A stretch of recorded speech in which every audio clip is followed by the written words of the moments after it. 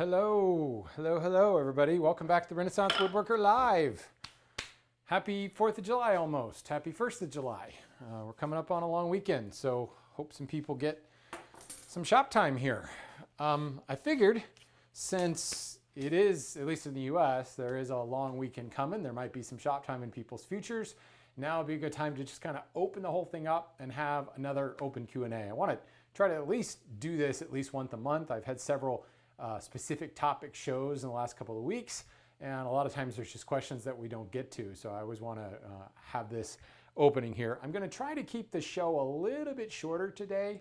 Rather than going the full hour and answering a bunch of questions, it gets a little difficult to kind of find those questions later, 6, 8, 9 months from now. So we'll play it by ear and see how it goes. But as always, I do want to say thank you to the folks who have supported the show on Patreon. I've got a couple questions from them that I'll be addressing to get out of the gates here. But if you are interested in supporting the show, all the stuff's down there in the lower third, patreon.com/Renaissance Woodworker. Always love it. For those of you guys in the chat room now, feel free to ask questions. I only say, if you have questions, do me a favor, put them in all caps. Just makes them a lot easier for me to see them through the other stuff that's going on there. So a little bit different time this week because I actually went out of quarantine this week and I went back to work at the office full time. So I had to commute. Interesting thing. First time in 15 weeks that I've had to do a commute. So that was interesting. But today we're going to kick things off with a topic that I think could be also particularly relevant with a long weekend coming up, just summer. Kids are home from school. Well, kids have been home from school for a while now, thanks to COVID. But I got a question from one of my patrons on Patreon about projects that are good to involve the kids, but more importantly, what are some tools that can be easier to use for the kids, keep them from getting frustrated just because they're easier to use, and of course, a major safety issue. Now, here's the guy without kids giving advice about woodworking with kids. Let me step back and give a little bit of pedigree so you don't think I'm just talking out my backside. For 7 or 8 years, I was a volunteer at a living history museum here in Maryland, and we used to do school tours all the time. We would have several classes running through there, and of course on weekends it was just kids and parents all day long. So I had a lot of exposure to working with kids of all different ages and hand tools. Moreover, I've taught several classes to everything from like preschool age up to all the way up to 8th grade. I just taught a 5th grade class this past fall. So I've put together several different projects that I find work well for a wide variety of ages, but I learned a lot in working at the Living History Museum about what tools work best from a safety perspective, but also really are a little bit more intuitive to use and easier for a child to work with. So first and foremost, I think the important thing is finding a project that the child is going to be interested in. And it sounds kind of obvious, but I can remember, and I'm sure I've told this anecdote before, maybe on Wood Talk or in the past, maybe it was just in a hand tool school video, but I had a little boy of about 8 come into the museum, and you could tell he was just fascinated. You know, his eyes were as wide as saucers with all the tools on the walls, and was just kind of frenetic, just like kid in a candy store, literally, kid in a hand tool shop, bouncing all over the place. At the time, I happened to be working with a draw knife. I was on a shave horse, and I was shaving leg blanks for some stools, which is actually a really great project for kids. I was shaving blanks down for a class that I was teaching to a bunch of 2nd graders like a couple weeks from then. So he came up and was really fascinated to see what I was doing, and he was immediately taken by this guy, by the draw knife. It's a big old blade, you know, and come to find out later, this kid was like a lot of 8-year-old boys, very into ninjas and samurais and martial arts. And this to him looked like a sword. It's a big old open blade. He was immediately taken by that. And for some reason, for you know, at face value, look at the draw knife and you think, whoa, big, wide, exposed blade. I don't want to get a kid anywhere near that. The fact of the matter is that the draw knife is nearly impossible to hurt yourself with. If you keep both hands on the handle at all times, you cannot cut yourself. A, while your hand's on the handle, it's nowhere near the blade, and unless you take your hand off the handle, it won't come near the blade. While both hands are on the handle, it's impossible. You can have a lot of flexibility, and still it's impossible to cut yourself with it. I suppose you could cut your leg with it, but the other thing that I discovered is that exposed blades, there is an inherent understanding that that is bad. And if not, that is a teachable moment that you can teach a child. That's sharp, you're gonna hurt yourself with. Enough of them have exposure to like kitchen knives and things like that to know. Now you get obviously very, very young, they may not know that, and that's a step that has to happen.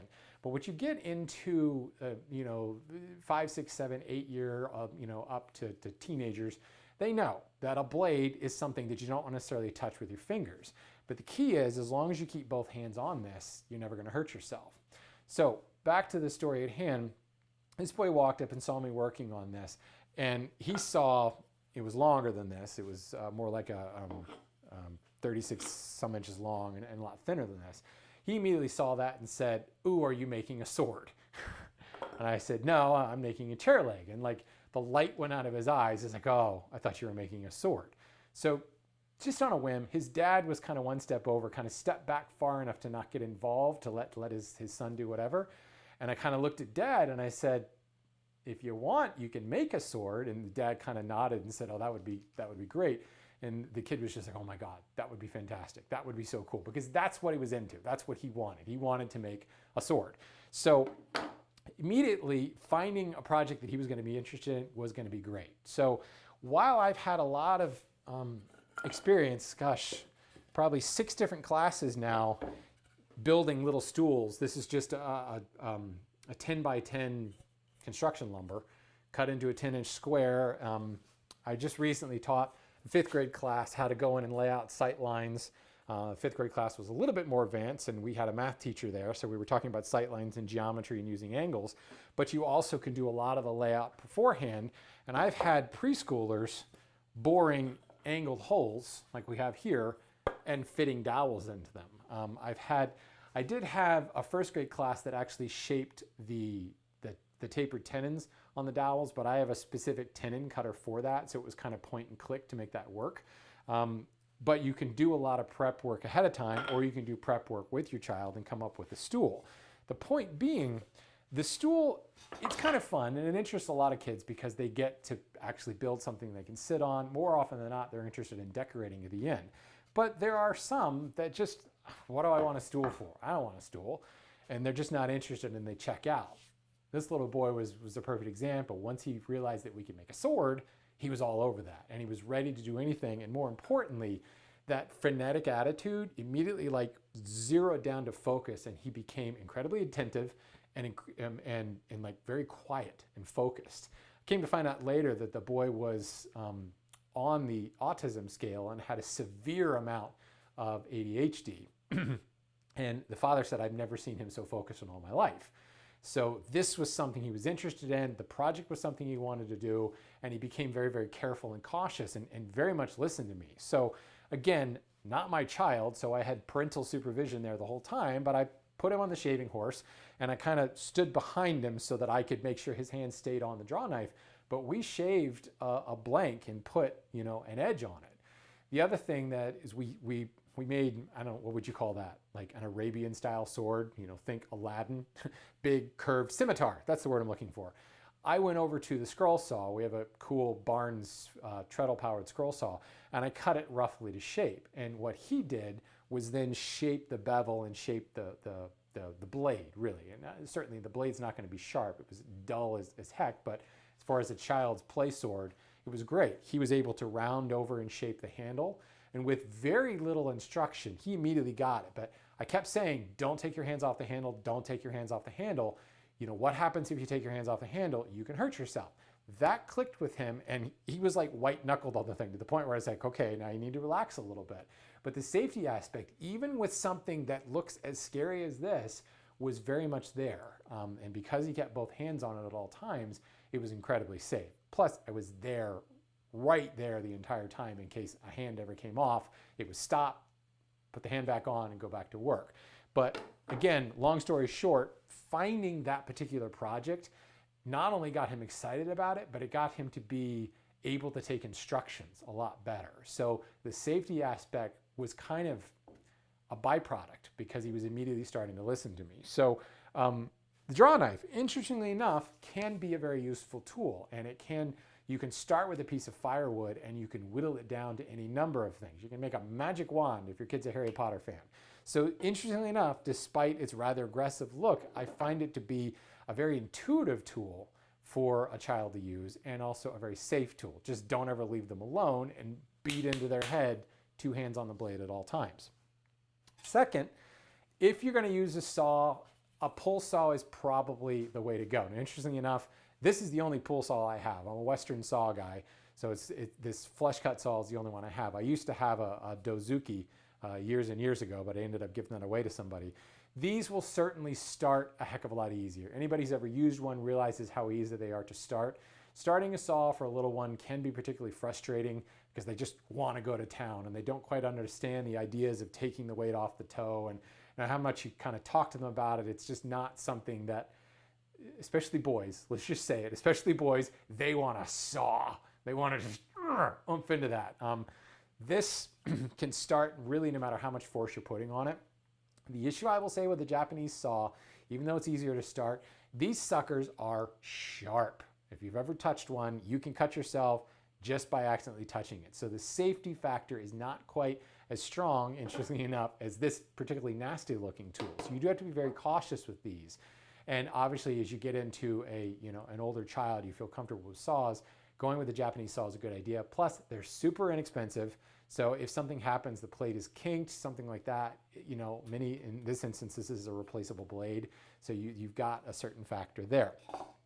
Boring holes using a brace and auger bit is apparently like the greatest thing since sliced bread.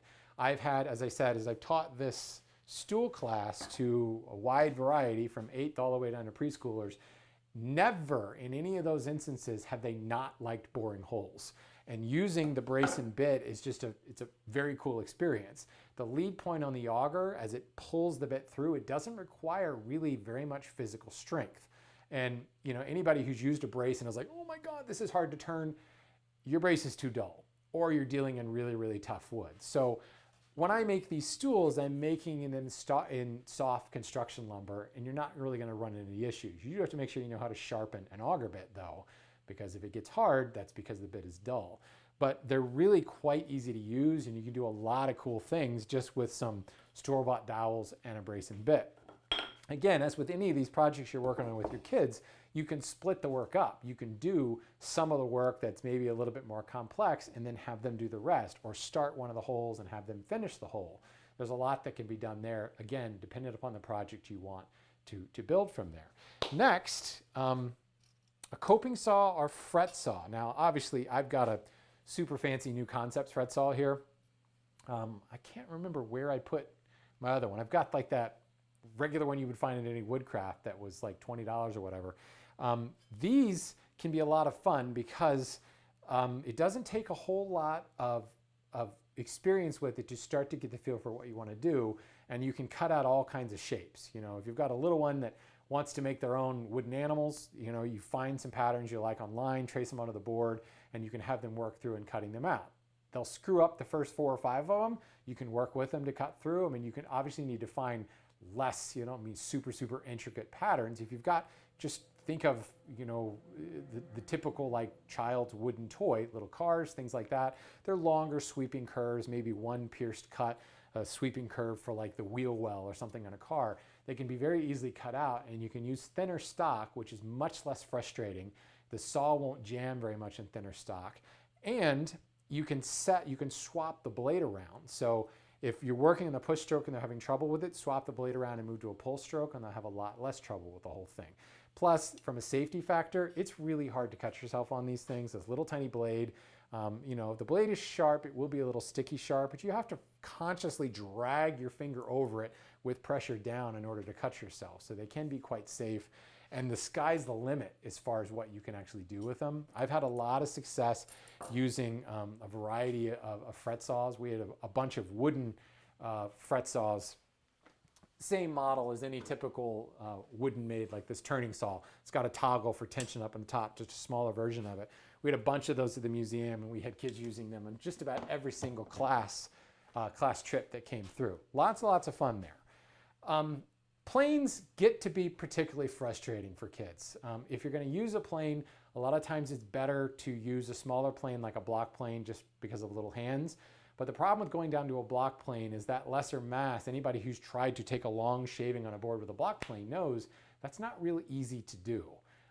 So if you're going to introduce a plane to a child, it's best to get them working on edges first, where you've got a smaller surface area to take a shaving from. Usually all it takes is a couple successful passes and their eyes light up because they love the shavings that come out. Funny how we don't get any better as we get older. We're still fascinated by the shavings, but it's difficult to have a younger child do a whole lot of planing because the novelty very quickly wears off. So it can be something to introduce them to, but I wouldn't necessarily expect them to stay focused on it very long. At least in my experience, 1 or 2 passes and it's like, check, done, move on to the next thing. Give me that brace again. I want to bore another hole. So there are a surprising number of tools. Oh, and let's not forget the joy. And this is boys and girls universally.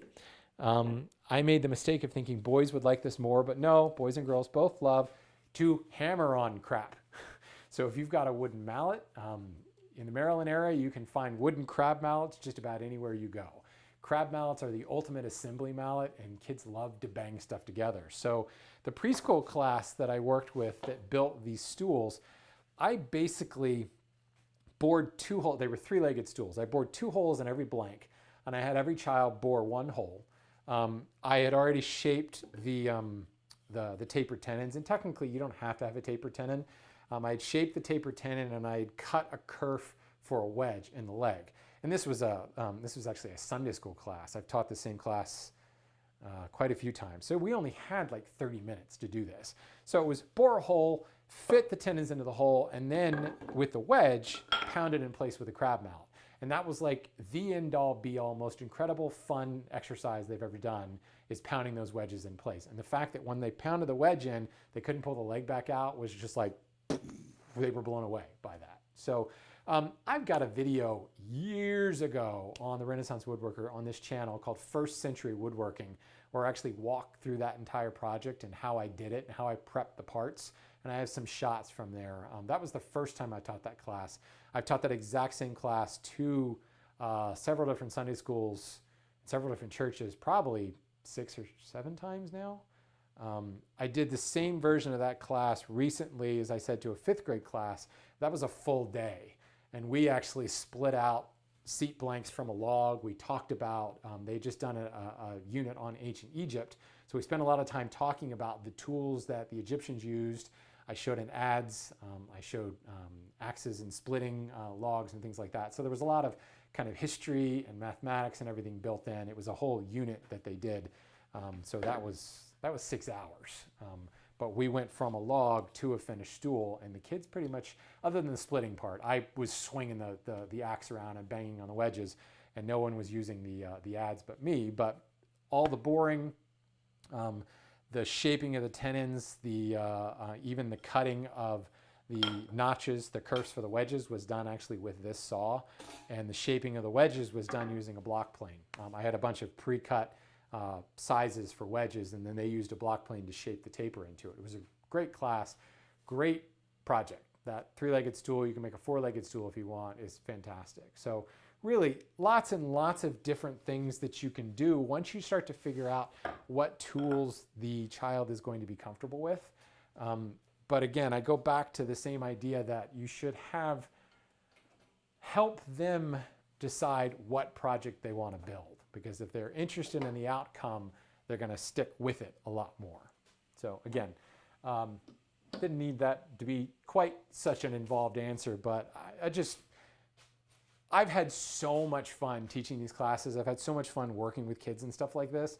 And there's so many areas where using a hand tool approach makes it very safe for kids. And what I've discovered recently is so many of these kids have grown up in a mass-produced world that their minds are just blown by the fact that you can actually make something. You show them a stool and they can't believe that you actually made that. And then for them to actually do it themselves, it's amazing to see the look of disbelief turn to the look of pride. It's really cool. I hope to think that I've actually made a few future woodworkers, or at least, taught second grader, third grader that it is possible that you can make your own things, and maybe, look at that further on. Unfortunately, a lot of these schools don't have wood shop to kind of pound that home, but maybe we'll see that change in the future. So yeah, definitely very, very rewarding. Great question. Thanks for bringing that up. I do appreciate that. So yeah, hey, welcome Lego Man. Please ask questions all day long.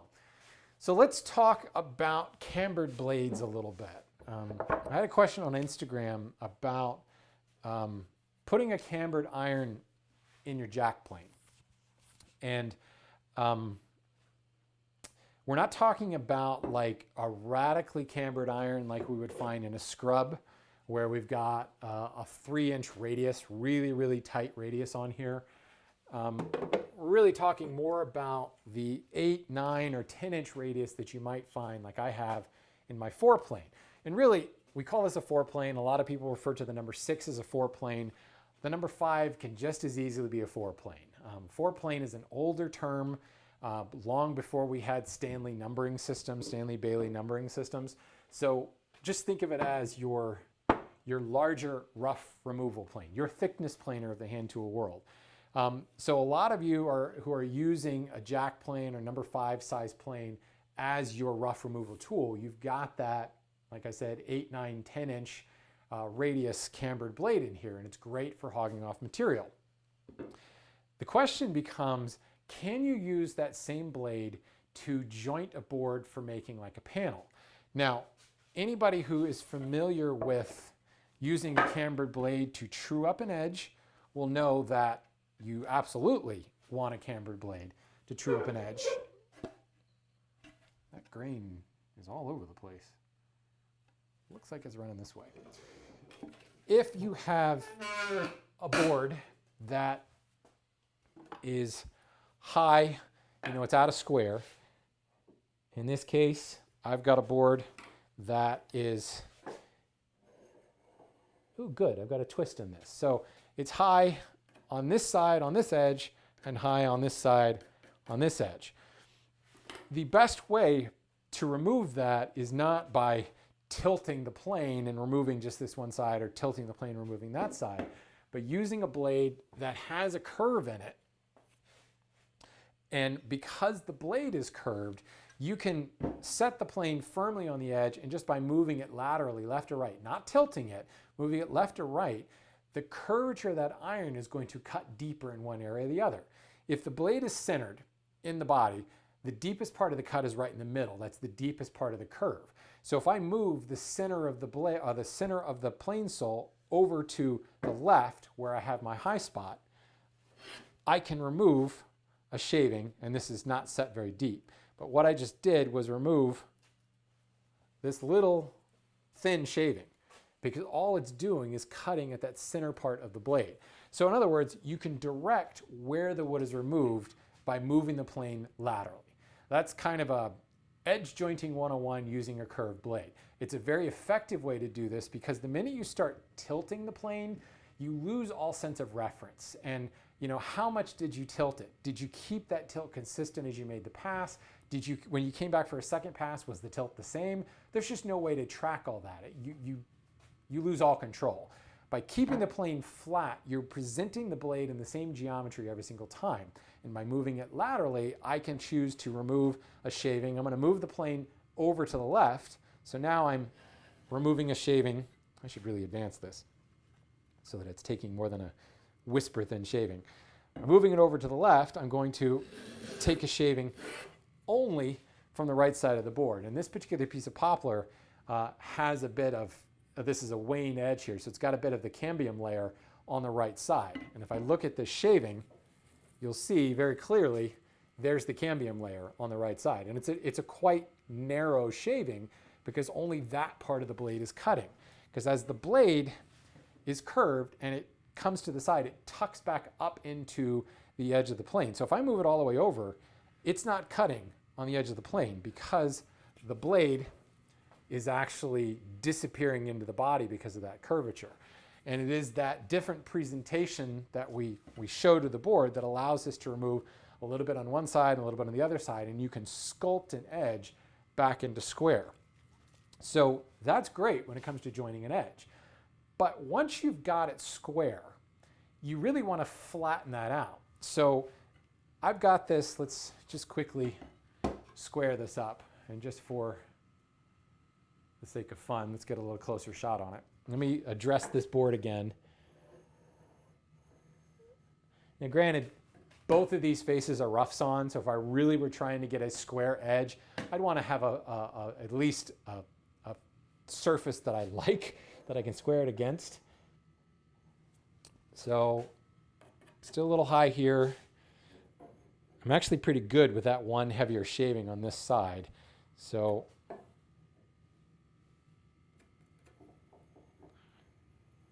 and a little bit there. So looking at these hash marks, I'm going to position the plane, scoot it to the left, so I'm just going to remove material on this side, and I'm going to scoot it to the right and just remove material on this side. And I want to check that again. That's a pretty hefty shaving I'm pulling out of there. Almost there, a little bit high right on the end. So another quick little pass. And now I'm square, but this edge is not flat. It may not be flat along the length, probably not, because I just took a truncated pass here, another short pass there, a short pass there. So it may not be flat. It's not, and I can hold the plane up and I can see a little bit of, well, I can see a lot of light. I can just run my hand over it and feel some little ridges and bumps where there's some undulations from taking multiple passes. Moreover, if I run my finger side to side, I can feel a definite ridge, some waviness going on from the curved blade. So this is not, while it is sculpted into a square-ish format, it's not flat and it's not perfectly square. So the question is, can I use a cambered blade to come back and edge joint? So if I come right back to the center, line this plane up so that it's in the center, and take a heavy pass, first of all, shaving went right off and into the trash can. It's supposed to do that when I'm working, but not while I'm demonstrating. This is a much wider shaving. There was quite a bit more force required to get that because I'm taking a much heavier shaving here. But now, ideally, I have flattened it out lengthwise because I just took a continuous pass. But more than likely, what I've done, sure enough, is I've created a concave surface. So it's still square in the fact that when I hold the square to it, the blade of the square is touching on this eris and touching on that eris, but there's light in the middle because that heavy shaving is just hollowed out the middle. So that is not going to be an effective glue surface. If I wanted to glue this into a panel or glue it to something else, you got that concavity. Depending upon the amount of concavity, it might be okay. So technically, if you had a cambered iron this iron has a 9-inch radius on it. If I had a cambered iron that was much less than that, say 15-inch radius, I might be okay. You're still putting a gap in the board, and then if you were to do two boards together, you would double that gap. So if I had, 0.02 of an inch gap in the concavity, added to another board with 2,000 inch, so now I've got 4,000 of an inch gap. Most glue is not gap filling going to handle that. And even if it is gap filling, you're still creating a weaker joint. Ultimately, you want a flat surface that's going to go against a flat surface to give you the best glue joint. So I could reduce the camber on this plane, and I could probably get away with it. But the question you have to ask yourself is, what is that plane good for now? The reason this plane is effective at removing a lot of material and acting like my thickness planer is because of its heavily cambered iron. Because it takes a big scoop, it allows me to take a real heavy shaving and quickly sculpt the face of a board or the edge of the board to flat and square. As I reduce the radius, or rather increase the radius to make a flatter blade, I lose the ability to take that heavy shaving. And now this is not my thickness planer anymore. This is more of a middle of the road type plane, and it loses its functionality. So the solution, unfortunately, is either another plane or more economically, another blade. And I often talk about using the jack plane as your only plane, and the only way you can really do that is by having multiple blades. You have a blade that has an 8-inch, 9-inch radius on it for that heavy removal. Then you have a blade that is flat, and I use that blade for match planing, for jointing an edge to be glued into a panel. One thing that I will do, however, is take my flat blade and I will slightly clip off the corners. So there's no curvature in the blade, but I've taken, I don't know, it's an immeasurable amount. We'll just say like a 32nd of an inch cut off the corners, like a little chamfer on the corners. And what that does do is it gets the aggressive corner of the blade out of the way. And that's what's going to cause tearing on a board, and it's what can cause particularly noticeable plane tracks. Those little ridges that you can feel, that sometimes aren't visible, they show up under raking light, they show up under finish, and they're definitely, you can feel them by hand. When you clip off the corners, you're just grabbing the blade, standing on its corner and running it back and forth on the stone maybe 10, 15 times, just to relieve that edge. And what you get is, instead of a plane shaving that is,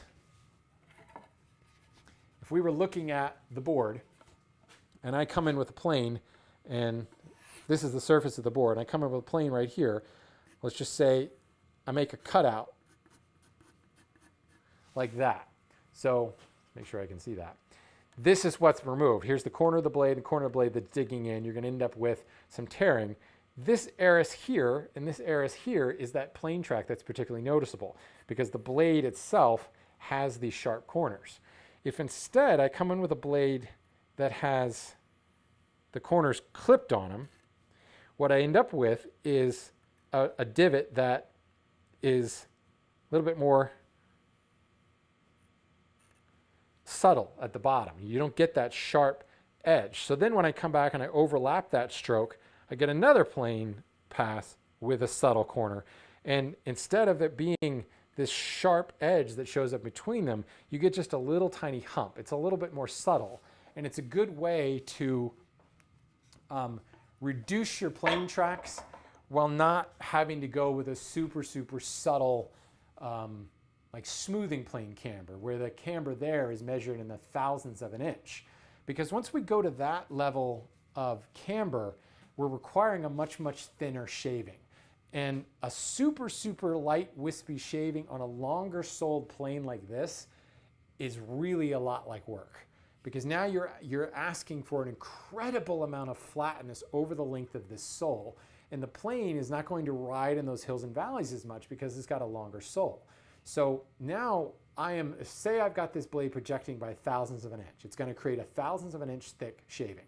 But now I'm asking for it over this 18-inch length as compared to this much shorter traditional smoothing plane, or this even shorter smoothing plane, or this even shorter number 2 smoothing plane, which, by the way, is one of my favorite smoothing planes. Because that shorter blade will now ride in those hills and valleys, it's going to take that thousandths of an inch shaving a lot easier. It's not demanding such a high tolerance for flatness, which is well beyond any amount of flatness we're ever going to need for any of our projects, really. So putting that slightly cambered blade in the jack plane, it's always going to end up being a frustration for you. More often than not, you're going to find yourself having difficulty getting full length shavings because the board itself is just not flat enough for a thousandths of an inch tolerance on this longer jack plane. So you're going to advance the cut to take a heavier shaving, and that tiny little radius you have on the blade is not going to make a difference. The corners are going to poke out, and now you're going to get plane tracks again. So by clipping the corners on a straight iron, you can take a heavier shaving, 5, 6, 8 thousandths of an inch thick shaving, and that little clipped off corner gives you a less pronounced plane track. Now, it will still give you a plane track. It's much less noticeable. You will probably still want to go back and hit it with a smoothing plane if that surface is an absolutely a show surface. But the most important thing is that lack of a sharp 90-degree corner is going to prevent a lot of tearing. The easing of that by clipping off that corner is much like the curved iron is. It's creating more of a scooped cut, and it will prevent a lot of tear out that you're going to see, especially in really hardwoods. or woods that have really difficult grain, switchbacking, interlock grain, things like that, like some of the exotics. So it's kind of a compromise, but I'll be honest, the jointer plane, my jointer plane that I use for pretty much all of my match planing has a dead flat iron on it. I have not clipped the corners on it. I haven't done anything. It's a flat iron because that's what I use for jointing an edge for, go figure, joinery. My jack plane, since I do use the jack plane, and the point being my jointer plane gets used more often than not on edges only. Rarely do I use the jointer plane on the face unless I'm dealing with a particularly long board. And if I get plane tracks there, whoop-de-doo, I clean them up later. This plane gets used in a lot more situations and a lot more face work and a lot more work that's a lot closer to show finish, or in some instances I want to create a show finish with this plane. So I have clipped the corners on the blade in order to give you that compromise between the cambered smoothing plane and the flat iron. So I can still match plane, I can still joint with this guy. I can't use the full width of the blade like I can if I leave the corners square, but it is a nice compromise. And rarely do you need the full width of the board unless you're using, full actual 1-inch thick stock and things like that. But trying to do the same thing with a cambered iron is just going to be a recipe for disaster. You're going to end up with glue joints that fail because of that large concavity in the middle. And as I said, trying to compromise in creating a lighter, larger radius blade reduces the effectiveness of this guy to work as your big hogging foreplane, roughing plane. So hope that answers your question. It was a good question. It's something that is particularly important to bring up. Honestly, cambers can sometimes be more trouble than they're worth. They do serve a purpose in eliminating plane tracks, but I think plane tracks are too overstated too much. Look at any masterpiece from olden days, you will see plane tracks on it. You will feel plane tracks on it if you're allowed to touch it. Rarely do I need to worry about eliminating plane tracks until I get right down to before finishing. And that's what I can come in with my smoothing plane, hit every surface with the smoothing plane, eliminate those plane tracks, or barring that, use my scraper and eliminate the plane tracks with the scraping plane. Plane tracks are not nearly as evil as a lot of people make them out to be. Cool.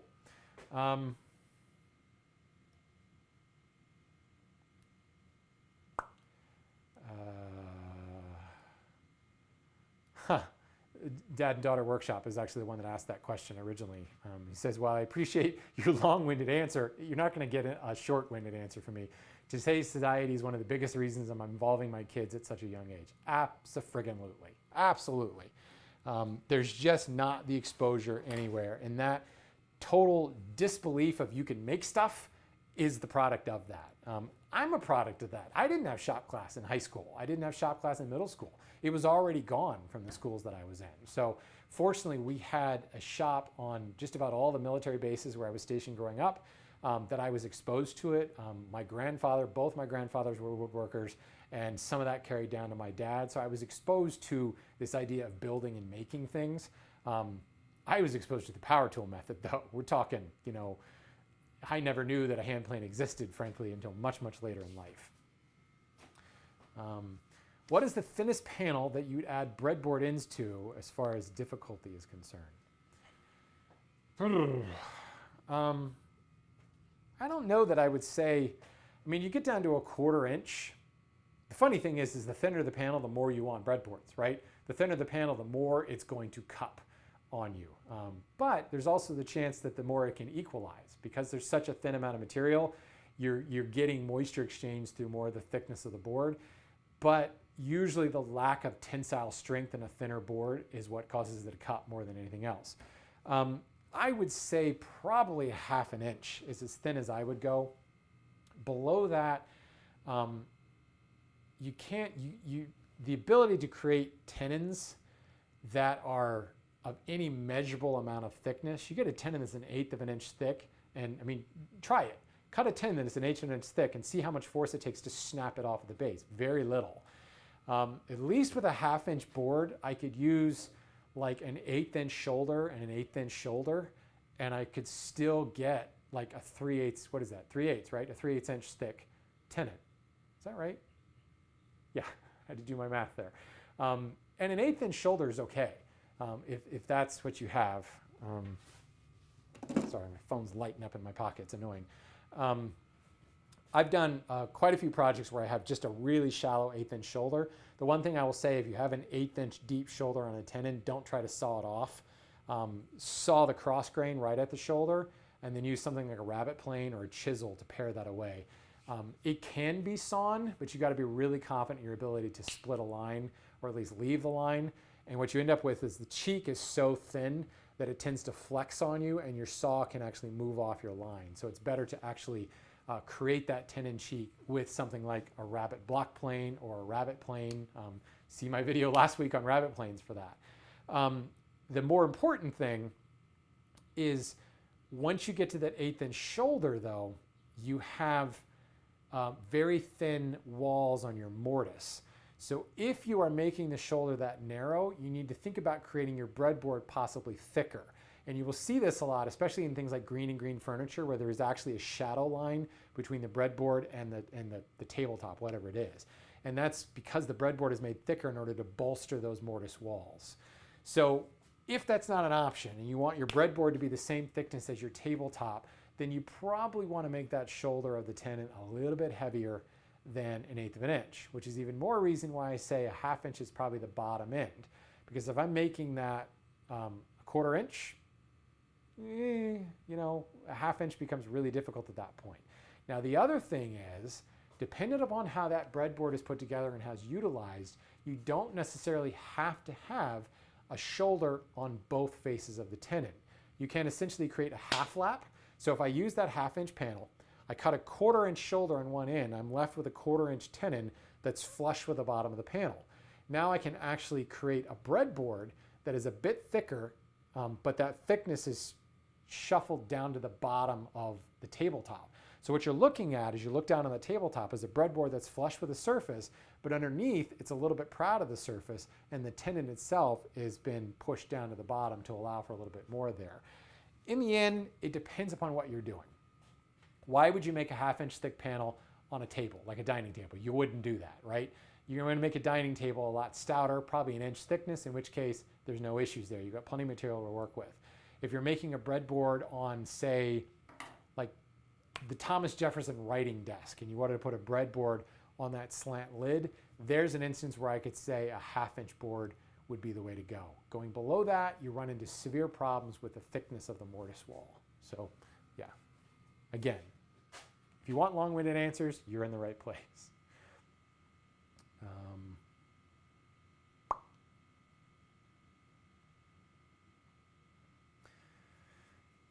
When sharpening a draw knife, blade to the stone or stone to the blade? Stone to the blade, absolutely. So, well, first of all, if you guys have not seen this yet, Peter Galbert has made this Draw Sharp. This tool is amazing. It's freaking amazing. This is a tool that I will use for good maintenance sharpening, and this is still stone to the blade. You're setting it, you're running between against the back of your blade. Whoops, wrong side. And then turn it around. There we go. Running, so you do need to kind of smooth out the back of the blade so that it runs smoothly up and down it, and there's no little hitches in the giddy up, if you will. And you can actually set this and hone your blade very simply. What I've found is this works really well with the higher grits. I hope that's not dragging. Okay, I just thought I might be putting that right on my microphone, and all you guys are hearing is clunk, clunk, clunk. As you move into the finer grits, I've found that this is kind of slow, and maybe I'm just impatient. So when it comes to actually honing and kind of maintaining my draw knife, I actually really like these DMT paddles. I think these are originally marketed for router bits, but I've got them in the 3 different grits.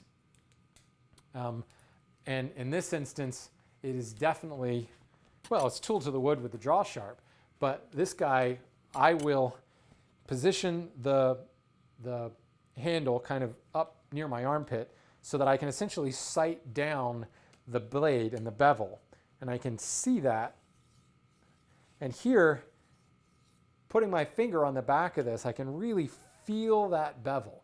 And this is not a hollow grind, but fortunately, a draw knife has a pretty wide bevel. I mean, look at the size of that bevel because it's ground at a low angle. So there's a lot of surface area for that to grab onto, and I can very easily kind of touch up my blade very quickly with this. And again, because this is diamond, I don't really have to worry about putting a groove into this.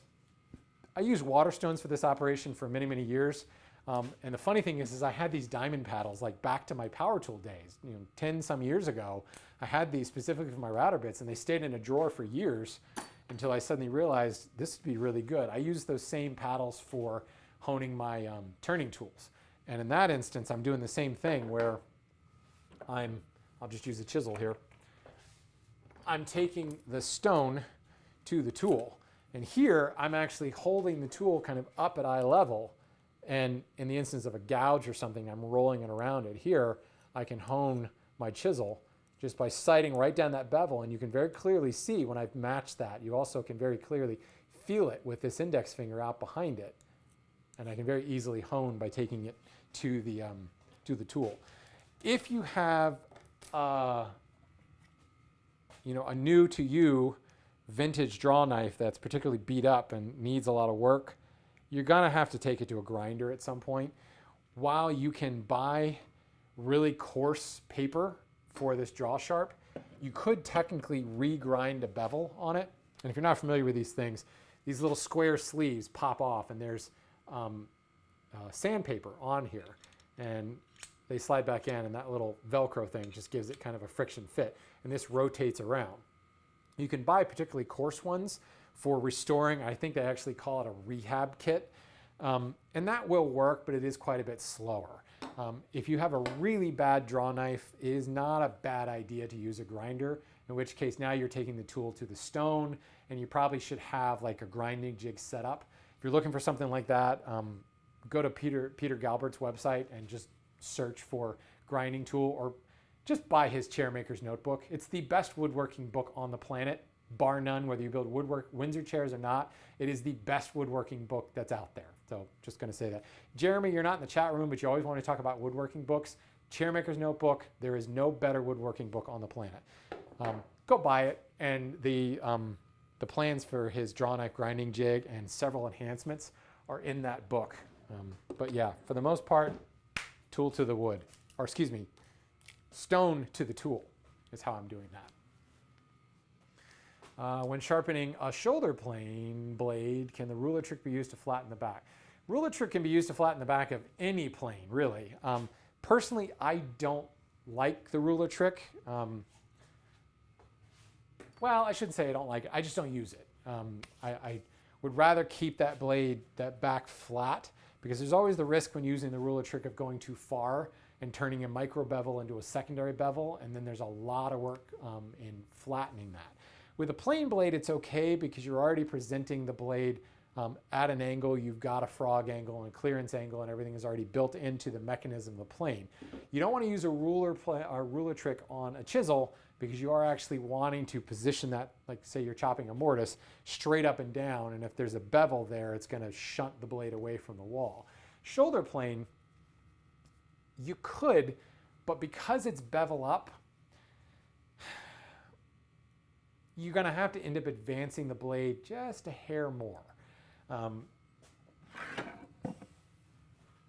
not a real fan of shoulder planes either, but now if I've got a bevel on the underside, because again, a shoulder plane is bevel up. Let me turn that light on this. If I've got a ruler, or if I use the ruler trick and I have a back bevel in here, essentially it's just a matter of needing to advance the blade just a little bit more to get the cutting edge in contact. But if you're doing it properly and judiciously, and it is truly a micro bevel, it's a negligible amount, and you really should be able to get away with it. The question is, why are you using the ruler trick in the first place? Why are you having trouble getting a burr to come up with a flat back? Something is wrong with how you're grinding the bevel. Something is wrong with how you're honing the bevel if you're not able to get that, and you need to flip it over and use the ruler trick to kind of shortcut that process. I mean, personally, I don't use shoulder planes that much. I use my rabbet planes all the time, But even then, even though I use them constantly, they don't need that much sharpening. You know, my jack plane gets sharpened for every one time I sharpen my rabbet plane, I'm sharpening my jack plane like 10 times. It's just a matter of how often you use it. It's used in joinery cases, so you know, you're not removing wood off the entire face using a shoulder plane or rabbet plane. You're removing a little bit of wood in a small amount of time, then it goes on the shelf and it doesn't get used again until maybe the next project. So those blades will last quite a bit longer just because they don't get used very often. So if your blade is so in such disrepair that you need to use a ruler trick to get the burr, you might want to just go back to square one, regrind the bevel, and make sure that you're actually getting that burr on the back side rather than trying to kind of shortcut it with a ruler trick. While one can make a strong case for a ruler trick on something like a jack plane blade because it does get sharpened so much, I think when you get into joinery planes, you might be doing yourself a disservice by doing that because they just don't need to be sharpened that much. Get it sharpened properly before trying to shortcut it. And I really shouldn't call it a shortcut because that makes it sound like it's a bad thing. It's a perfectly legitimate tip. It's just not one that I really use that much of. So, all right. Well, do I have any other questions I missed in here? Because I did need to cut this a little bit short today, but Jim Sock says he inherited an old draw knife. Don't be intimidated by the draw knife. Pick up a draw knife and use it. Now, if it's dull, it can be a little frustrating, but when you get it sharp, it is a joy to use. These tools, and I'm by no means an expert with a draw knife. Watch a guy like Curtis Buchanan or Peter Galbert with a draw knife, and it's like watching a symphony. I mean, I'm pretty good at sculpting and getting into kind of medium work in the coarse, medium, and fine continuum. When it comes to fine work, I go to my spoke shave because that is my favorite tool. But to watch a real expert with a draw knife go from coarse removal down to fine finish ready removal is truly amazing. You've never seen the quality of wood until you've seen a sharp draw knife take a shaving. Truly finish ready. It's a great tool. Get one, use one. There's lots of vintage ones on the market. Maybe we'll talk about a draw knife in the future. So, yes, I use a strop, Lego Man, all the time.